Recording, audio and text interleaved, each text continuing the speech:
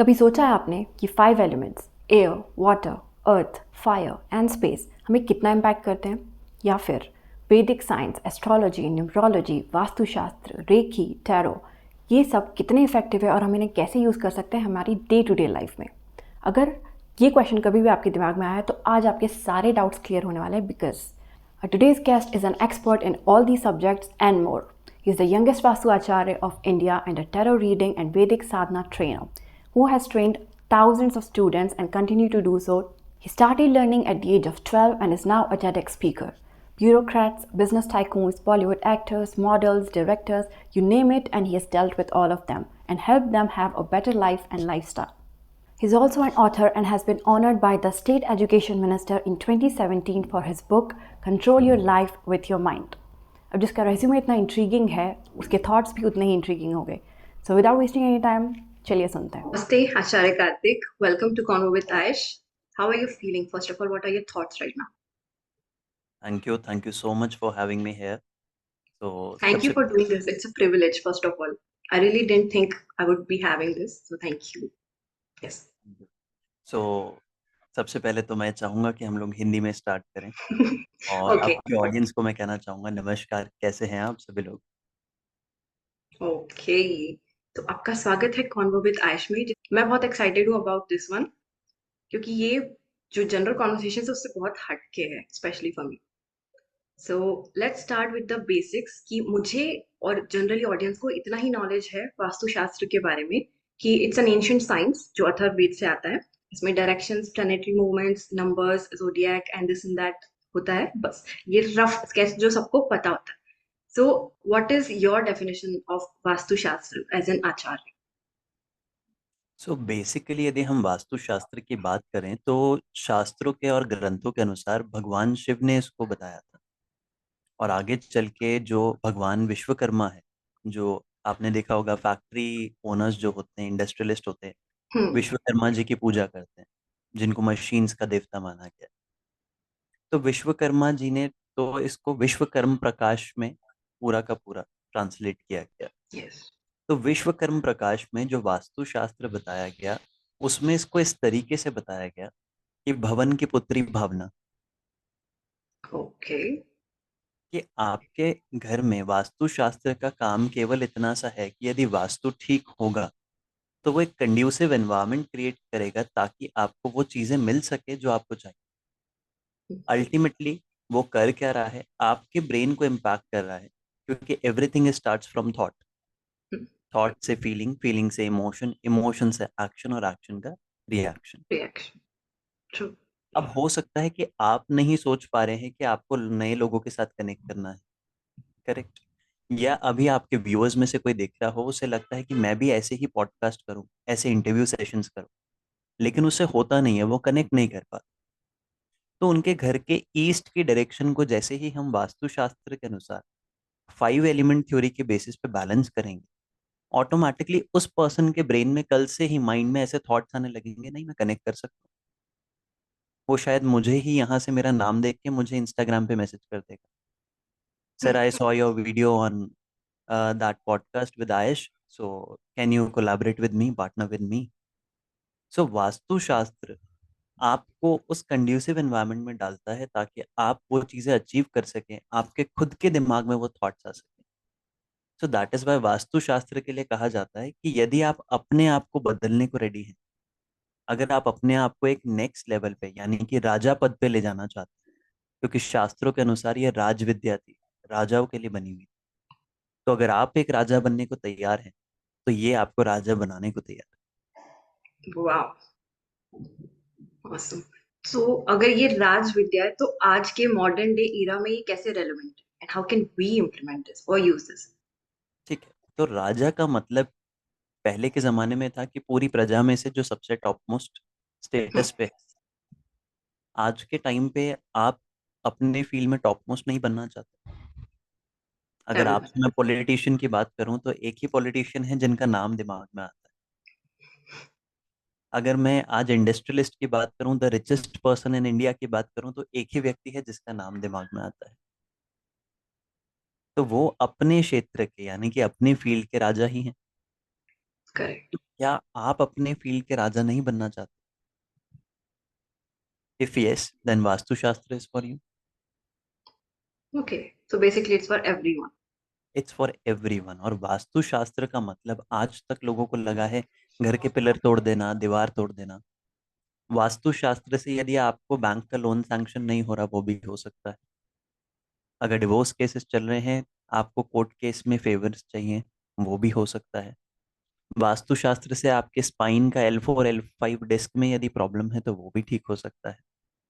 वास्तुशास्त्र से यदि किसी के मनी रिपेमेंट नहीं हो रही है, वो हो सकता है.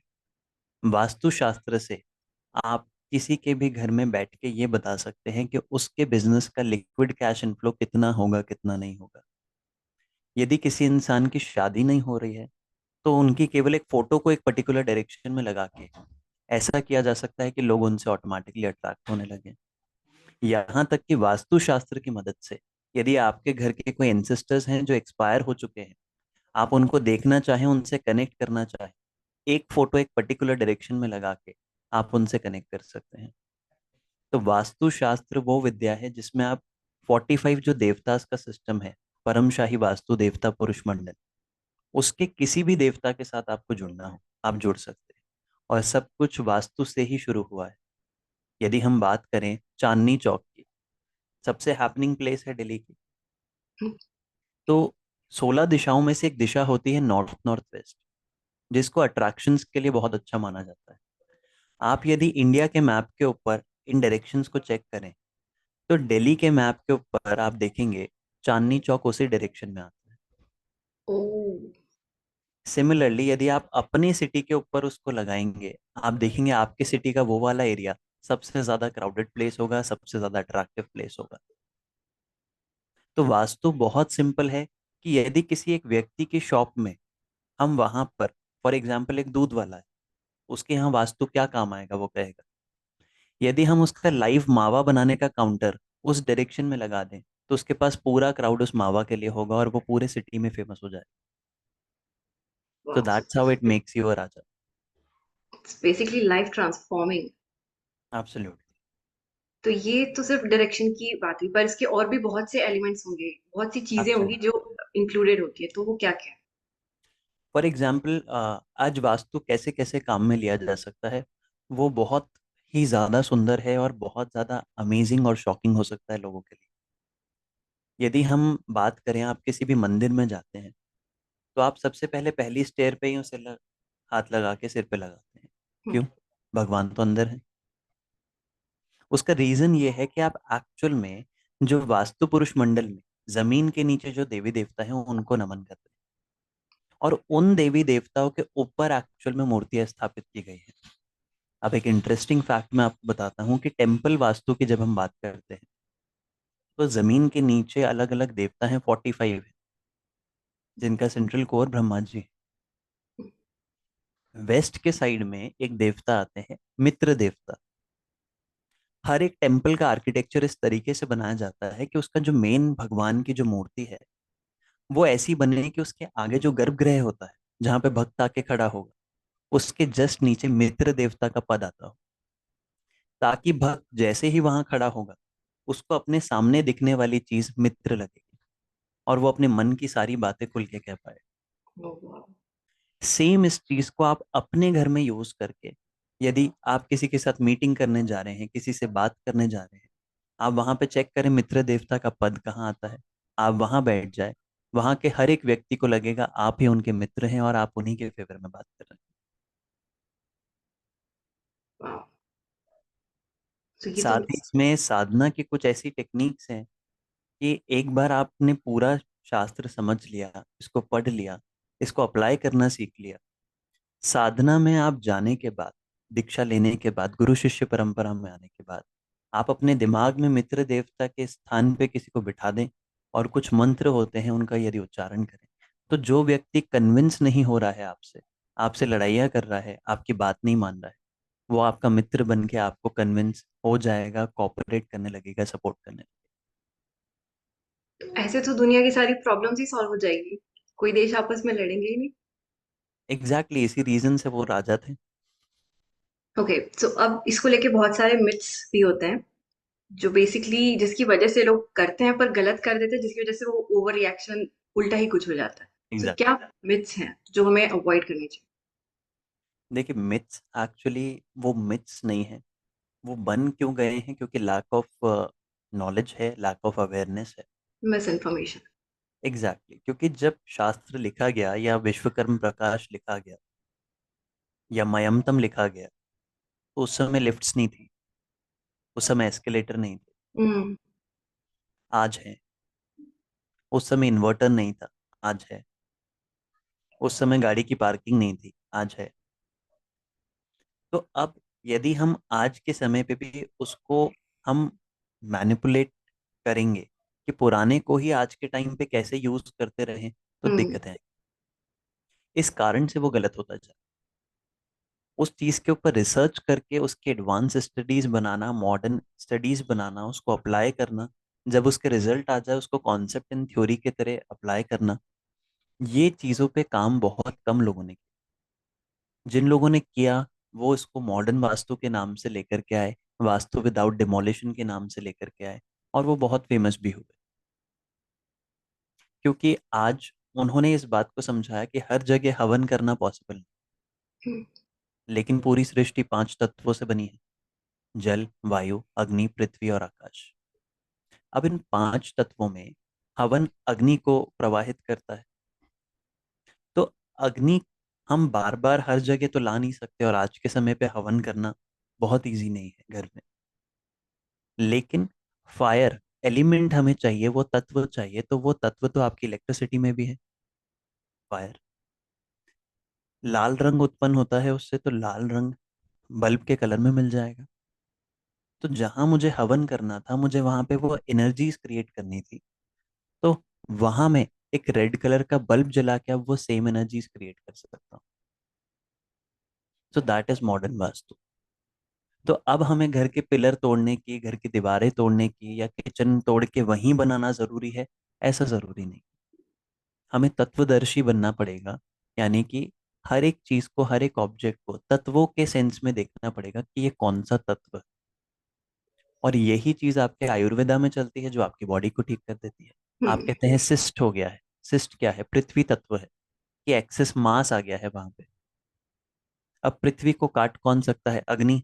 तो आप क्या कराते हैं? Laser treatment. हम्म। आप कहते हैं बॉडी में पफीनेस आ गई है, हार्मोनल इम्बैलेंस हो गया है, आप किशमिश को रात को पानी में भिगो दें, रिवर्स ऑस्मोसिस होके वो सुबह तक फूल जाती है। यानी क्या हुआ है? जल तत्व बढ़ गया है। तो शरीर में यदि जल तत्व बढ़ा है, तो आप कपड़े कहाँ सुखाते हैं? बाहर धूप में। यानी अगेन क्या चाहिए? अग्नि चाहिए। हम्म। तो फायर एलिमेंट को इंक्रीज करेंगे बॉडी में, ऑटोमेटिक वो चीज़ कम हो जाएगी। इसीलिए क्या कराते हैं? कार्डियो करना है आपको। तो ये मॉडर्न टर्मिनोलॉजीज जो आई हैं, इनके पीछे का बेस आज भी वही है, लेकिन उसको डेप्थ में समझने की ज़रूरत है। यदि उसको हम समझ जाएं, इस पूरे साइंस को समझ के अपनी लाइफ को बैलेंस करना बहुत ईजी है। और वास्तु एक्चुअल में यही सिखाता है कि यदि एनर्जी ज़्यादा होगी तो भी प्रॉब्लम है, कम होगी तो भी प्रॉब्लम है, बैलेंस बिल्कुल सही है। तो इसलिए वास्तु के मेजर 2 मुख्य नियम चलते हैं। पहला, vastu is the science of balance of energies. वाह। और दूसरा, जब तक रोग नहीं तब तक प्रयोग नहीं। क्या मतलब हुआ इसका? कि जब तक आपको कोई प्रॉब्लम ही नहीं है, तो तब तक आपको ऐसा नहीं कि मुझे वास्तु आ गया तो मैं ये भी तोड़ दूं, ये भी तोड़ दूं, या रास्ते चलते आदमी को राजा बना दूं। हम्म। वास्तु कहता है कि आपको रोग क्या है। डॉक्टर ऐसे ही दवाई नहीं देता कि मैं डॉक्टर बन गया तो सबको ठीक करूंगा। वो कहता है सिम्टम क्या है। सिम्टम के बाद टेस्ट कराते हैं, टेस्ट के बाद एग्जामिनेशन, एनालिसिस, उसके बाद ट्रीटमेंट प्रोसेस स्टार्ट होता है। लेकिन लोगों के माइंड में होता है वास्तुशास्त्री आएगा, देखेगा, बोलेगा ये तोड़ो, यहाँ लगाओ, वहां लगाओ, और 3 दिन में चीजें change, which is not possible. Yes. देन इसी से लोगों का एक क्वेश्चन आता है कि वास्तुशास्त्र से रिजल्ट कितने दिन में आते हैं? करेक्ट। और एक ये भी कॉमन होता है कि it's basically based on architecture. तो हमें किस दिशा में किचन होना चाहिए या टेम्पल होना चाहिए या टॉयलेट होना चाहिए, ये बेसिक कंफ्यूजन होता है सब लोगों के लिए। एग्जैक्टली। तो what exactly. It should be. तो बेसिकली जब हम डायरेक्शंस की बात करते हैं वो अगेन तत्वों के अनुसार आता है कि हर एक दिशा का अपना तत्व है। हम्म, कुछ डायरेक्शंस को फायर के डायरेक्शंस कहा गया है, कुछ डायरेक्शंस को एयर एलिमेंट की कहा गया है, कुछ को वाटर की कहा गया है। तो जो जैसी एक्टिविटी है, अब आप खाना बना रहे हैं, किससे बनेगा? आग से। हम्म, विच मीन्स फायर के अग्नि। जोन में किचन बनाएंगे तो दैट वुड बी सूटेबल। अब लोगों ने कहा कि वायु के जोन में क्यों नहीं बना सकते, जैसे कुछ जगहों पे कहते हैं कि वायव्य कोणी यानी कि वायु के स्थान पे यदि हमने किचन बना दिया तो प्रॉब्लम क्या हम्म, होगी। तो इनके पीछे बहुत बेसिक लॉजिक है कि पहले के टाइम पे चूल्हे थे, गैस स्टोव नहीं था। हम्म, तो आग जलाने के लिए हवा करेंगे, फूंक मारेंगे, आग जल गई। अब यदि वहां पर हवा आएगी तो आग बुझ जाएगी। हम्म, तो यदि आप वायु के जोन में किचन बना देंगे तो प्रॉब्लम किसको होगी? आपको। अग्नि के जगह पर अगर आप खुला एरिया बालकनी छोड़ देंगे तो वहां हवा आएगी तो चूल्हा बंद हो जाएगा। लेकिन उसी चीज को कुछ लोग विदाउट एनी अवेयरनेस अपने आप को अपग्रेड नहीं करते और वो आज भी ये कहते हैं अग्निकोण खुला नहीं होना चाहिए। लेकिन आज तो आपके पास इलेक्ट्रिक, यहाँ तक कि लाइटर भी नहीं लगता है, टिक टिक टिक आवाज आती है और जल जाता है। Yeah. तो तो टाइम के साथ we have to evolve with that. That is why modern vastu is working, that is why feng shui is working. Feng shui बाहर की कॉन्सेप्ट होते हुए हमारे यहाँ इतना फेमस है। क्यों? क्योंकि that is easy to understand. थोड़ा रफली इसको बता दीजिए क्या होता है फेंग शुई और हाउ इज इट रिलेटेड या डिफरेंस क्या है? फेंगशुई भी सेम एलिमेंट्स के बेसिस पर ऑब्जेक्ट्स एंड एलिमेंट्स को यूज करके लोगों को रिजल्ट देने की कोशिश कर रहा है। फॉर एग्जाम्पल, आपने अक्सर देखा होगा लोगों के पीछे भागते हुए घोड़ों की पेंटिंग लगी हुई है। हाँ। 5 घोड़े भाग रहे हैं पानी के ऊपर। So simply the problem is कि लोग उसको देख करके लगाने तो लगते हैं, लेकिन लगाना कहाँ है ये नहीं मालूम है। तो आज वास्तुशास्त्र में जब फेंगशुई को जोड़ा गया तो उसका बहुत सिंपल सा सिस्टम है। आपको लॉजिक यूज करना है। कोई पर्सन लेजी है, ठीक, लेजी तो हम क्या कहते हैं, जब भी कोई बहुत ज्यादा हाइपर एक्टिव होता है हम क्या कहते हैं, इसके अंदर आग लगी हुई है। दैट मीन्स फायर कम हो गई। तो वर्किंग कहाँ करनी है? फायर के जोन्स में, फायर के डायरेक्शन में। सबसे ज्यादा एक्टिव कौन होता है? डियर यानी कि हिरन। तो अगर मैं एक हिरन ला करके घर के फायर जोन्स में रख दूं, ऑटोमेटिकली वो एनर्जीज क्रिएट करके मेरे ब्रेन पे इम्पैक्ट डालेगा और मेरी लेजीनेस चली जाएगी। सिमिलरली मोर का जोड़ा बेस्ट कंपैटिबिलिटी शो करता है। रिलेशनशिप में कंपैटिबिलिटी नहीं है। हैप्पीनेस के जोन में यदि मैं मोर का जोड़ा घर में लगा दूंगा, ऑटोमेटिकली वो एनर्जीज क्रिएट करेगा, बिहेवियरल चेंजेस आएंगे, एंड यू विल से कि वास्तुशास्त्री आया था मैजिक करके। Okay, that's interesting. तो हमें कैसे पता चलेगा कि कौन सा डायरेक्शन किस चीज के लिए सही है? वही वास्तुशास्त्र में पढ़ाया जाता है कि 16 दिशाएं हैं, 16 दिशाओं के अपने अपने गुणधर्म क्या है, एट्रीब्यूट्स क्या हैं, कैरेक्टरिस्टिक्स क्या है, and that is the base of Vastushastra. Vedic Vastu में ये 8 दिशाओं पे काम होता है और मॉडर्न वास्तु में 16 दिशाओं। ओके, सो ये तो डायरेक्शंस की बात हो गई, पर इसके अलावा भी बहुत सी चीज होती है। लेट्स से कि एलिमेंट्स आपने कहा तो वो भी हमारे चक्रा से अलाइंड होता है, या फिर exactly. Planetary motions. So how does that affect us? Astrology और वास्तुशास्त्र का आपस में बहुत ही गहरा संबंध है। तो जब राजा अपने महल में वास्तु कराते थे तो वो राजगुरु से कहते थे मैं चाहता हूँ कि मेरा बेटा ही अगला राजा बने। तो राजगुरु ने कहा कि राजा तब बन सकता है जब उसके कुंडली में राजयोग हो। अब राजयोग के लिए राजगुरु को तो मालूम था कि कौन से ग्रह कुंडली में कहाँ बैठे होने चाहिए, लेकिन अब उसे तय कैसे किया था? तो उसके ऊपर जब डीपर स्टडीज हुई, डीपर स्टडी में भृगु संहिता जिसमें एस्ट्रोलॉजी पूरी बताई हुई है, पराशर होरा शास्त्र जो ऋषि पराशर द्वारा लिखा गया एस्ट्रोलॉजी के लिए, तो इनको जब विश्वकर्म प्रकाश से कंबाइन करके भी स्टडीज की गई तो उसमें निकला कि कुंडली में भी सेम डायरेक्शंस लिखे जा सकते हैं। फॉर एग्जाम्पल डायरेक्शंस कुंडली का एज इन? फर्स्ट हाउस आपका ईस्ट हो गया, फोर्थ हाउस आपका नॉर्थ हो गया, सेवेंथ हाउस आपका वेस्ट क्योंकि फर्स्ट का ऑपोजिट, 10th हाउस आपका साउथ हो गया। तो दोनों के बीच में 10th और 1 के बीच में क्या आएगा? 11th and 12th। तो साउथ और ईस्ट के बीच में क्या आता है? South east. हम्म। अब उनको एक्टिविटी से जोड़ा गया। फॉर एग्जाम्पल यदि हम बात करें किचन की, तो किचन फायर है। सोलर सिस्टम में हॉटेस्ट प्लैनेट है मंगल देव, मार्स। हम्म। तो मंगल देव यदि कुंडली में, बच्चे की कुंडली में हमें 11th हाउस में चाहिए, तो घर की साउथ ईस्ट में किचन बनवा दें। ओह, तो कुंडली में वो 11th हाउस हो गया, घर में साउथ ईस्ट हो गया, मंगल देव वहां पर किचन से आ गए। अब बच्चा जो पैदा होगा उसकी कुंडली में 11th हाउस में मंगल देव हो। तो इसी कारण से किसी की कुंडली देख के भी उसके घर का नक्शा कैसा है बताया जा सकता है कि उसके घर में कहाँ पे क्या चीज होगी। ओ माय गॉड, तो मतलब हमारे जितने हेल्थ इश्यूज है वो सब कुछ इससे रिलेटेड है, and absolutely. So is every area of our life. Exactly. Amazing. And next what come with the metals? बहुत लोग मेटल्स पहनते हैं या पर्टिकुलर नंबर की गाड़ियां खरीदते हैं, बहुत सी ऐसी चीजें हैं, तो इसमें से कितना फैक्चुअल है और किस हद तक ये इफेक्ट कर सकता बेसिकली आप देखें कि जैसे ये 5 तत्व हैं, इन पांचों तत्वों के अपने अपने मेटल्स हैं। है? यदि हम बात करें एयर एलिमेंट की तो उसका स्टेनलेस स्टील होता है। यदि हम बात करें फायर की तो उसका कॉपर होता है। यदि हम बात करें स्पेस की तो उसका आयरन है। अर्थ का ब्रास है। लेकिन यदि हम पौराणिक काल की बात करते हैं तो वहां पे 3 ही ऐसे मेटल्स हैं जिनको सर्वोत्तम माना गया था। पहला गोल्ड, दूसरा उसके बाद ब्रास, और तीसरा कॉपर। अब प्रॉब्लम ये हुई कि आज सोना इतना महंगा हो गया कि रेमेडी सोने से की नहीं जा सकती। कि घर में वास्तु करा रहे हैं, सोने का त्रिशूल बना के नॉर्थ ईस्ट में डाल देते हैं भगवान शिव के लिए।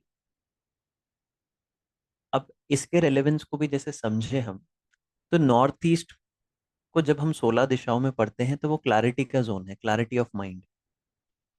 उसको भगवान शिव परिवार का स्थान बताया गया। रीजन भी, भगवान शिव ही है जिनके पास सबसे ज्यादा क्लैरिटी है। और ऐसा कहने मात्र से नहीं है, ये दिखाने से है। क्योंकि कहते हैं ना, your actions speak louder than your और वर्ड्स। तो भगवान शिव के खुद के गले में सांप है, और उनके बेटे कार्तिकेय के पास मोर है। आपस में बनती नहीं है, लेकिन एक ही परिवार में है। हम्म। माता के पास शेर है, उनके पास नंदी बैल है। आपस में बनती नहीं है, खाना है एक दूसरे को, लेकिन साथ है। भगवान गणेश के पास चूहा है, और उनके गले में नाग है। आपस में एक दूसरे का खाना है, लेकिन साथ है। तो उनको वो क्लैरिटी है कि negativities, ups and downs will be there, लेकिन आपको फिर भी सब साथ लेके चलना है। Okay, so that is the balance of energies. कि यदि आप कैलाश में भी चले गए तो आपको अपना जीवन, सांसारिक जीवन, अपनी रिस्पॉन्सिबिलिटी साथ ही लेके चलनी पड़ेगी। आप सब त्याग नहीं सकते। तो उन्होंने वहां से ये समझाया कि ध्यानी वो है जो अपने शहर के बीचों बीच सबसे क्राउडेस्ट एरिया में बैठ करके भी ध्यान कर सकता है। वो नहीं जो कैलाश जाके कहे मैं ध्यानी हूँ। Well said. वहीं से ये जो नंबर्स का सिस्टम है कि everything is in this universe is sound. जब हम उसको डीपर स्टडी करते हैं तो फ्रीक्वेंसी, फ्रीक्वेंसी से वाइब्रेशन, वाइब्रेशन से साउंड। तो हर एक चीज की अपनी अपनी फ्रीक्वेंसी, अपनी अपनी वाइब्रेशन है। वैसे ही हर एक नंबर की अपनी अपनी फ्रीक्वेंसी, अपनी अपनी वाइब्रेशन है। सोलर सिस्टम के 9 प्लैनेट्स हैं, तो उनकी जब फ्रीक्वेंसी एंड वाइब्रेशन को मैच किया गया तो हर एक नंबर किसी न किसी प्लैनेट से मैच कर रहा था। तो उन नंबर्स के अंदर भी वही कैरेक्टरिस्टिक्स देखने को मिलते हैं। फॉर एग्जाम्पल, सन को रूलिंग प्लैनेट कहा जाता है। तो अब जो रूलिंग है वो तो राजा जैसा ही होगा, अथॉरिटेटिव, इगोइस्टिक। जो भी करेगा सबसे पहले वो ही करेगा, उसी की चलनी चाहिए। तो जितने भी लोग नंबर 1 वाले होते हैं उनके अंदर ये कैरेक्टरिस्टिक्स होंगे ही होंगे। सिमिलरली नंबर 6 वीनस को बताया गया। वीनस फीमेल को शो करती है, माता लक्ष्मी को शो करती है, लग्जरी को शो करती है, लव एंड कंपैशन को शो करती है, अट्रैक्शन एंड अटेंशन को शो करती है। तो नंबर 6 वाले होते ही ऐसे हैं जिनका 6 नंबर आएगा। यानी कि 6 तारीख को डेट ऑफ बर्थ हुआ हो, या 24 को हुआ हो, या 15th को हुआ हो, 15 को। तो ऑटोमेटिकली आप देखेंगे 500 लोगों की भीड़ में भी मेजॉरिटी ऑफ लोग उनसे बात कर रहे हैं। उन्होंने ना तो ऐसा कुछ किया है, ना ऐसा कुछ बोला है, लेकिन ऑटोमेटिकली उनकी पर्सनालिटी ऐसी होगी कि हाँ वो कुछ अट्रैक्शन क्रिएट करेगी। ये बहुत interesting actually. Can we go through all the numbers once? For example 1 का मैंने आपको बताया। या 2 की यदि हम बात करें तो नंबर 2 चंद्रमा का है। चंद्रमा यानी कि मून। मून को इमोशंस के लिए माना जाता है। यदि ज्योतिष शास्त्र की बात करें तो चंद्रमा मन का कारक है, ऐसा कहा जाता है। क्योंकि जैसे जैसे मून का फेज बढ़ता है, आप देखेंगे फुल मून वाले दिन हाई टाइड्स होती हैं। हम्म। तो उसका वाटर के साथ बहुत गहरा संबंध है कि वो वाटर एलिमेंट को ऊपर उठाता है। तो यदि वो समुद्र के वाटर को ऊपर उठा पा रहा है मैग्नेटिक फोर्स से, तो आपके अंदर भी तो 70% वाटर है। करेक्ट। तो आपके अंदर के इमोशंस, मेजॉरिटी ऑफ इमोशंस वो ऊपर की तरफ फ्लो होंगे, अपवर्ड फ्लो आएगा। तो नंबर 2 वाले लोग हाईली इमोशनल मिलेंगे, इमोशनली सेंसिटिव मिलेंगे। उनको बहुत ज़्यादा रिजिड नहीं रहना आता है, इजीली मोल्डेबल होते हैं। वो हर बात को अपने दिमाग से नहीं दिल से सोचते हैं। उनको आप 10 चीज़ें समझा दें कि ये ऐसे प्रॉफिटेबल होगा, ऐसा लॉजिक लगाना चाहिए, प्रैक्टिकलिटी, एंड में वो कहेंगे मन से करने को तो यही आ रहा है, यही कर लेते हैं। So these are the people who have good intuition system. वो कहते हैं कि मेरी गट फीलिंग ऐसा कह रही है। ये 2 नंबर वाले लोग होते हम्म। हैं। नेक्स्ट यदि हम बात करें नंबर 3 की, तो number 3 is related to Jupiter, the biggest planet. Yep. तो जुपिटर का काम है, सबसे बड़ा प्लैनेट है, तो कैरेक्टरिस्टिक्स क्या हुआ, बड़ा। बड़ा हम किसे मानते हैं, अपने से बड़ा किसी गुरु को। तो इसलिए गुरु बृहस्पति जुपिटर से जुड़ा गया।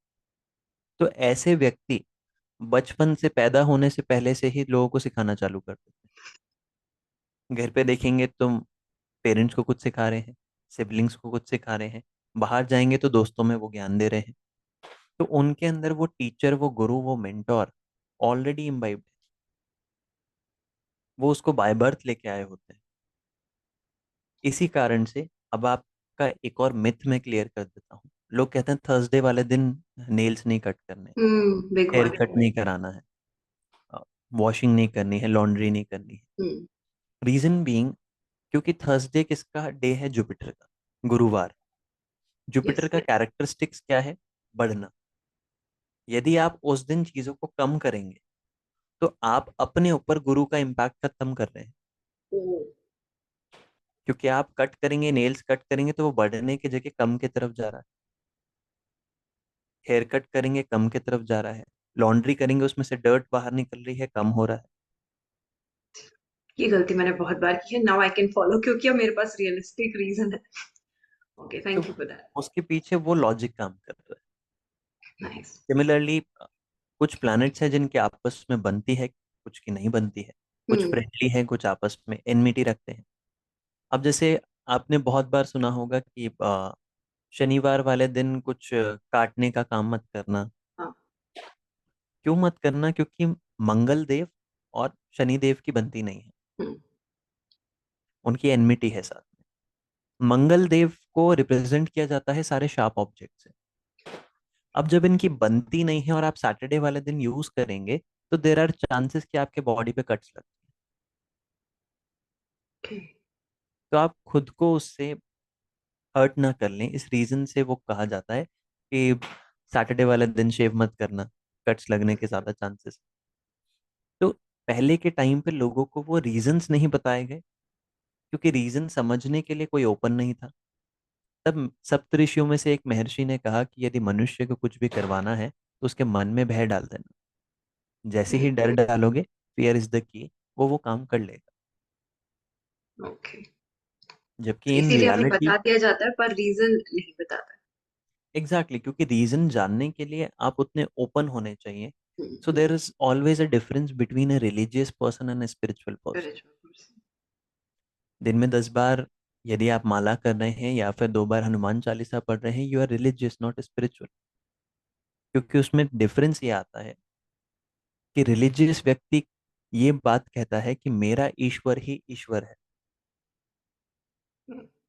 और आध्यात्मिक व्यक्ति कहता है कि हर एक व्यक्ति में ही ईश्वर है। Awesome. ये तो मतलब एकदम तार खोल दिए। ये तो बहुत डीप हो गया, बहुत like everything is clear with this. Okay, हम क्विकली एक बार नंबर्स के थ्रू चलाते हैं, so we can move on to sure a sure. Topic. Number 4 is for Rahu Dev. एक चीज हमेशा ध्यान रखनी चाहिए जब भी हम प्लैनेट्स की बात करें, प्लैनेट्स हमसे बहुत ज्यादा बड़े हैं। हम डस्ट बराबर भी नहीं है उनके डायमेंशंस के सामने। सो यदि हम उनको थोड़ा रिस्पेक्ट देते हैं तो बात बुरी नहीं है। करेक्ट। तो rather than saying Rahu Ketu Shani Mangal, we can say Rahu देव केतु देव। या ये हमारी वैदिक परंपराएं हैं, गुरु शिष्य परंपराएं हैं, जो संस्कार हमारे जो आगे चलते हैं। जहां आप उनको रिस्पेक्ट देंगे आपको रिस्पेक्ट मिलेगी। सो राहु देव से बहुत से लोग डरते हैं कि वो दानव हैं, देते हैं, उनका केवल सिर है। राहु देव सूर्य को निगल जाते हैं तो एक्लिप्स हो जाता है, ग्रहण लग जाता है। लेकिन असल में यदि राहु देव को समझा जाए तो जिसको बहुत पैसे कमाने हैं वो राहु देव ही कमा सकते हैं। तो कैसे? राहु देव की यदि आप निघंटु को देखें यानी कि इकोनोग्राफी को देखें तो उनका केवल सिर है। जिस व्यक्ति के पास केवल सिर है और इतना बड़ा सिर है, उसके pass out of the box thinking है, इनोवेशंस है, इन्वेंशंस है, यूनिकनेस है। वो दूसरों से अलग सोच सकता है। लेकिन वहीं राहु देव को आपने समझा नहीं तो वो ओवर थिंकिंग में कन्वर्ट हो जाएगी, स्ट्रेस एंजाइटी में कन्वर्ट हो जाएगी। तो ये आपके ऊपर है कि आप राहु देव को पॉजिटिव सेंस में यूज करते हैं या नेगेटिव सेंस में। आपकी थिंकिंग को वो कैसे इम्पैक्ट कर रहे हैं। यदि आपके पास वो out of the box thinking है, एक सिंगल आइडिया आपको मल्टी मिलियनर बना सकता है, इवन बिलियनर। यस। तो राहु देव वाले लोगों के एट्रीब्यूट्स, नंबर 4 वालों के एट्रीब्यूट्स भी ऐसे ही होते हैं। Either they are over thinkers, in too much of stress, तो ओवर इन लोगों को प्रोसेसर्स, एंटरप्रेन्योरशिप में रिसर्चर्स, जाना चाहिए। ग्राइंडर्स। या फिर ऐसे लोग टिक नहीं पाते हैं क्योंकि राहु देव के पास सिर है, बॉडी तो है नहीं, तो हम्म। स्टेबल नहीं है, इनस्टेबिलिटी। नेक्स्ट हम बात करते हैं नंबर 5। नंबर 5 इज फॉर मकरी, यानी कि बुध देव। बुध देव, बुधवार, बुधवार से गणेश जी याद आते होंगे आपको। यस। तो बुध देव को यदि हम देखें तो वो बुद्धि के कारक है। तो बुद्धि से रिलेटेड जितनी भी चीजें हैं, चाहे वो कम्युनिकेशन हो, सेल्स हो, आईटी हो, कम्युनिकेशन से रिलेटेड जितने भी गैजेट्स हो गए, वो सारा सब कुछ, that is all related to Budh Dev. तो 5 नंबर वालों में आप देखेंगे कि एक बहुत अच्छी डिप्लोमेसी होती है। और डिप्लोमेसी क्यों होती है? क्योंकि बुद्ध के देवता कौन है? गणेश जी। गणेश जी को डुअलिटी के देवता माना गया है कि वो हर चीज की डुअलिटीज को शो करते हैं और वो बीच में रहते हैं। वो ना तो ब्लैक में जाते हैं ना वाइट में जाते हैं, वो ग्रे सिखाते हैं। तो 5 नंबर वाले बहुत अच्छे डिप्लोमैट्स बन सकते हैं। 5 नंबर वाले बहुत अच्छे पॉलिटिशियंस।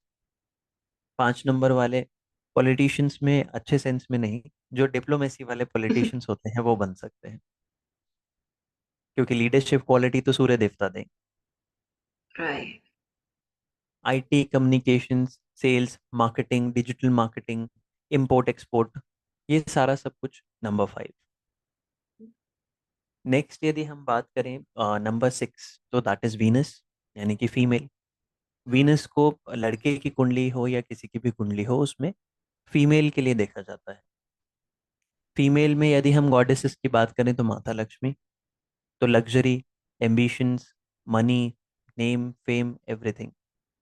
तो माता लक्ष्मी की जब बात की जाती है तो 6 वाला व्यक्ति भी ऐसा ही होता है।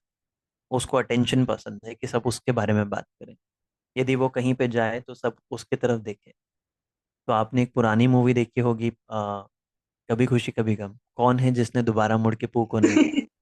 तो वो या माता लक्ष्मी नंबर 6 है कि उनको चाहिए कि लोग उनको देखें, लोग उनको केयर करें, लोग उनको अटेंशन दें। Duly plus no. Beauty, attraction, love, compassion, luxury. तो आप करण जौहर जी की कोई भी मूवी देखेंगे, आपको ये सारी चीजें दिखेंगी। हम्म। तो वहां पर लोग फिर न्यूमरोलॉजी में इस तरीके से जाते हैं कि हम अपने मूवी के नेम को या अपने नेम को नंबर 6 पे ले आए। यही एक बहुत बड़ा रीजन है कि प्लैनेट का नाम है शुक्र, शुक्र से शुक्रवार।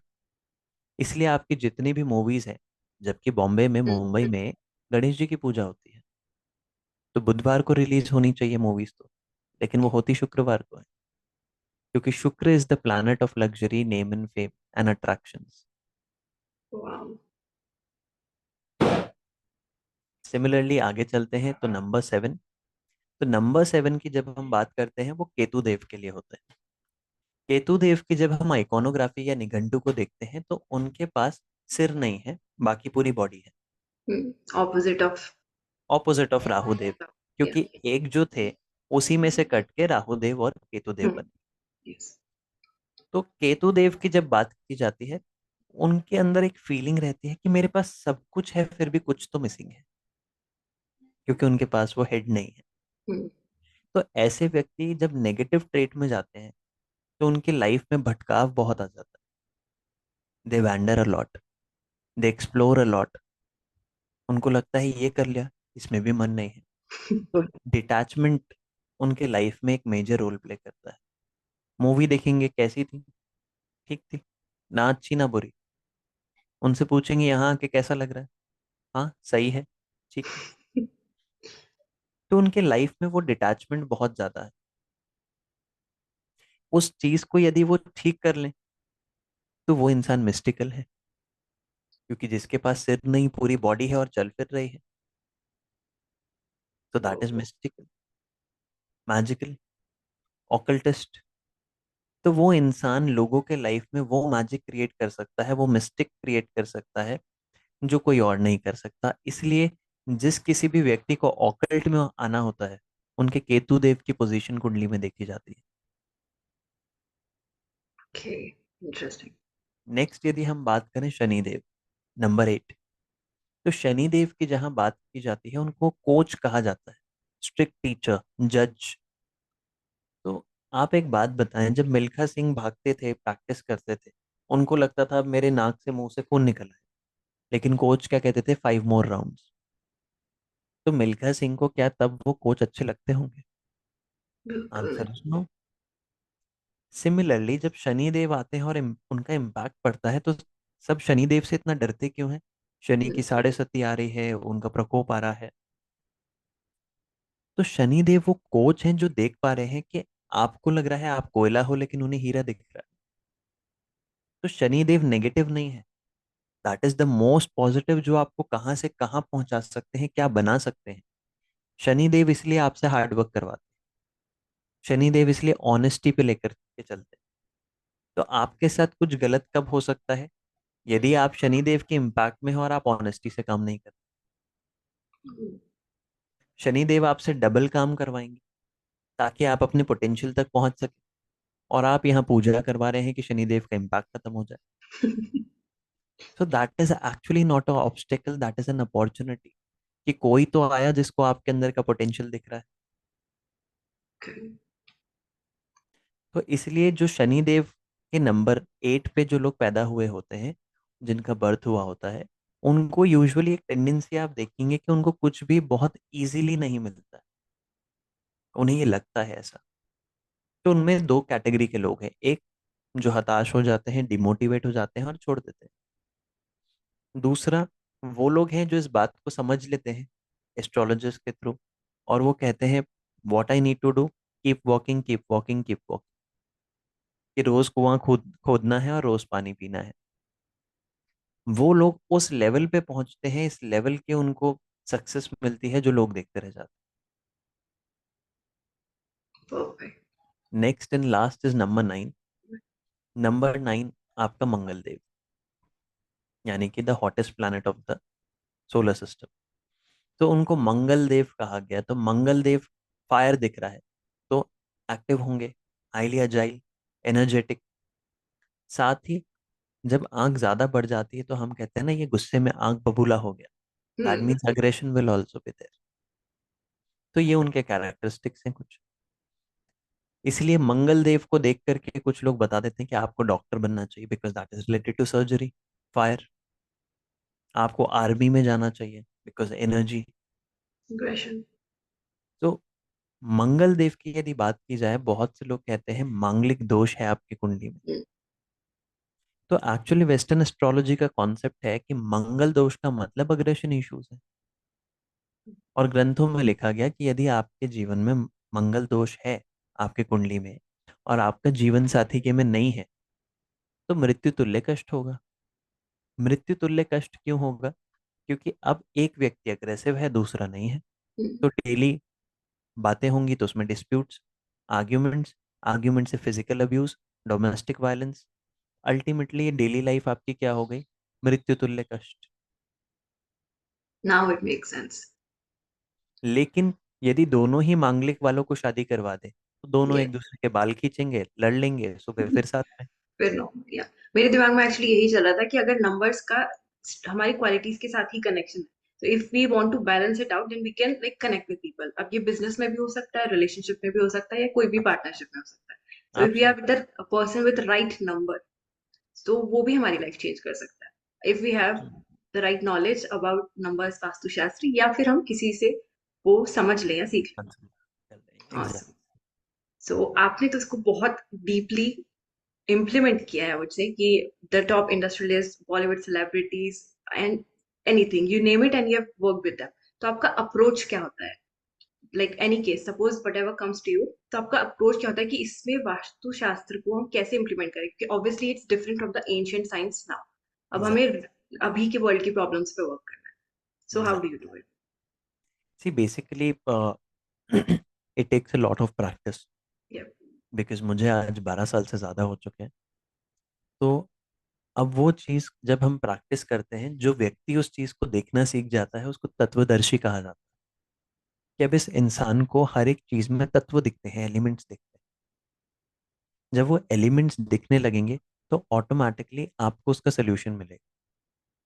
फॉर एग्जाम्पल, फ्रिज यूज किस लिए होता है? स्टोरेज के लिए। Hmm. जो चीज स्टोरेज के लिए यूज हो रही है, भारी है, एक ही जगह पे है, वो क्या हो गई? Earth element. अब एक जोन है जो इन लॉज के लिए माना जाता है, वहां पर आपने गलती से फ्रिज रख दिया। नाउ यू आर सेइंग कि मेरे रिलेशंस मेरे इन लॉज के साथ स्टक हो गए हैं, बनती नहीं है, there is a kind of blockage. तो इसको वास्तु मॉडर्न प्रॉब्लम है, बट उसको जब हम डीपर सेंस में समझ रहे हैं, बात वही है, पृथ्वी तत्व गलत जगह आ गया। उसको वहां से जैसे ही रेमेडाइज कराएंगे, automatically that will be resolved. अब आज यदि हम बात करें इसी चीज को नॉर्मल सेंस में समझे, तो आपको वास्तु आ सकता है। आप कहेंगे मैं किसी भी हॉस्पिटल का वास्तु कर दूंगी। How come? एक जोन है which is responsible for support and cooperation, Hmm. Right? Hospital में क्या चीज सपोर्ट देती है? Oxygen cylinders. Yes, तो ऑक्सीजन सिलेंडर्स का यूनिट कहाँ बनना चाहिए? In that zone. that's perfect. Person should be relaxed, south is the zone for relaxation. तो जिनको ब्लड टेस्ट देना है उनका वेटिंग एरिया कहाँ बनना चाहिए? Okay, that deep. East is the zone for connections, so your reception counter should be in. Wow.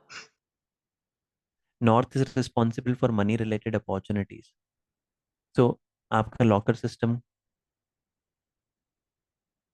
So Vastu is easy to understand but you will have to do a lot of practice। आपको उसके depth में जाना पड़ेगा ताकि आपको हर एक चीज, चाहे आपके घर पे रखी हुई रिंग लाइट क्यों ना हो, आपको दिखे कि इससे क्या रेमेडी हो सकती है, ये तत्व क्या शो कर रहा है। Awesome.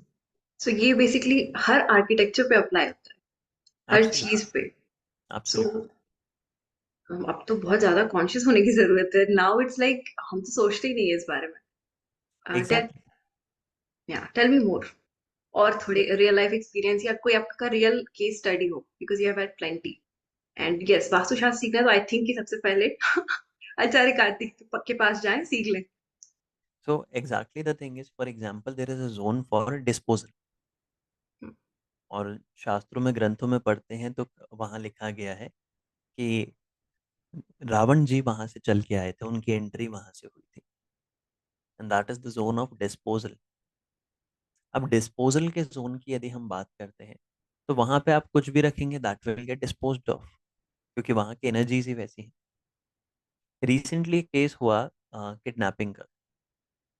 ये बच्ची किडनैप हो गई, छोटी बच्ची थी 6 साल की, स्कूल से गलत वैन में बैठ गई एंड शी गॉट किडनैप्ड।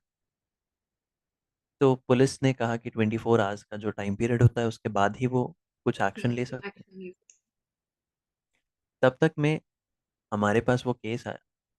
हमने डिस्पोजल के जोन में सीधे जाके उनके घर में डिस्पोजल के जोन को चेक किया कि बच्चे का कुछ सामान तो नहीं रखा। बच्चे की वार्डरोब वहाँ पे बनी हुई। हमने सिर्फ वो वार्डरोब शिफ्ट कराई है क्योंकि टेम्पररी वार्डरोब्स बनाते हैं आजकल बच्चों के लिए। उसको वहाँ से शिफ्ट कराया। 4 घंटे बाद बच्ची घर पे थी। Oh my god. So that is how it impacts your whole life. And vastu जब आप सीख लेते हैं और अगर आपको प्रॉपर वास्तु आता है, आपको पूरा घर तोड़ने फोड़ने की जरूरत नहीं है। तो जब तक रोग नहीं तब तक प्रयोग नहीं, और जैसा रोग वैसा प्रयोग। Awesome. तो अब नेक्स्ट कॉमन क्वेश्चन यही आता है कि तो फिर हम इससे प्रिकॉशन कैसे लें कि बेसिक एक्टिविटीज जो रेगुलर हम करते हैं कि ऐसी कुछ चीज जो आपको नहीं करनी चाहिए जिसके लिए आपको अवेयर रहना है बस, क्योंकि ऑब्वियसली हर कोई वास्तुशास्त्र नहीं सीख सकता, but you don't have the zeal और उतना नॉलेज, उतना फोकस। जैसे मेरी मम्मी हमेशा बोलती है कि मैं पढ़ने की कोशिश करती हूँ पर कुछ समझ नहीं आता। So it's not for everyone. तो एक बेसिक ऐसी चीज है जिसका हम ध्यान रख सकते हैं जो हमें पॉजिटिवली इम्पैक्ट करे रेगुलर लाइफ देखिए एक्चुअली जब तक हम किसी चीज़ का बेस नहीं समझेंगे, हम उसमें कोई प्रिकॉशंस नहीं रख सकते। में। और जहाँ तक ज़ील या सीखने की बात है, सीख हर कोई सकता है। बात बस इतनी सी है कि जब तक रोग नहीं, रोग आने पर और उसका सल्यूशन नहीं मिलने पर हर व्यक्ति सीखने को तैयार रहता है। करेक्ट। तो हम तब तक का पेशेंस रखते हैं ताकि व्यक्ति सीखने तक के लिए उतना ज़्यादा जीलस हो जाए, उतना ज़्यादा एंथुजियास्टिक हो जाए कि नहीं अब मुझे जानना है। और वास्तु सीखने के बाद भी हम सेम रूल अप्लाई करते हैं, जब तक रोग नहीं तब तक प्रयोग नहीं। वरना वो एसी का रिमोट रखने से पहले 10 बार सोचे। या that's correct. So that is why, चाहे आपको वास्तु आता हो या ना आता हो, सबसे पहला क्वेश्चन ये है कि प्रॉब्लम क्या है। क्योंकि जब नए स्टूडेंट्स आते हैं वो पढ़ते हैं और वो कहते हैं सर मेरी किचन यहाँ बनी हुई है, सर यहाँ पे मैंने कर्टन्स लगाए हुए हैं, यहाँ मैंने गजीबो बनाया हुआ है, यहाँ जकूजी लगाया हुआ है। My question is what is the problem. Sir अभी तो कोई प्रॉब्लम नहीं है। सो आई रिप्लाई दैट फिर अभी कोई वास्तु नहीं। मन नहीं भर रहा ना? I know, which is why I have part 2 for you. Until then आपका क्या काम है? Comment your key learnings, share this podcast with as many people as you can, obviously subscribe to the channel and click the notifications on. अगर आपको इनमें से कोई भी टॉपिक के बारे में कोई डाउट है या क्वेरी है या आप और ज़्यादा सीखना चाहते हैं, तो please go to the description and check out his website acharya.in and you can get started from there. I hope you found this valuable and interesting and fun, and keep waiting for part 2 because it's going to be even more interesting. Subscribe to the channel, share this episode with your friends, comment down your feedbacks and thoughts. Keep learning, keep exploring, never give up. Until next time, love, adios.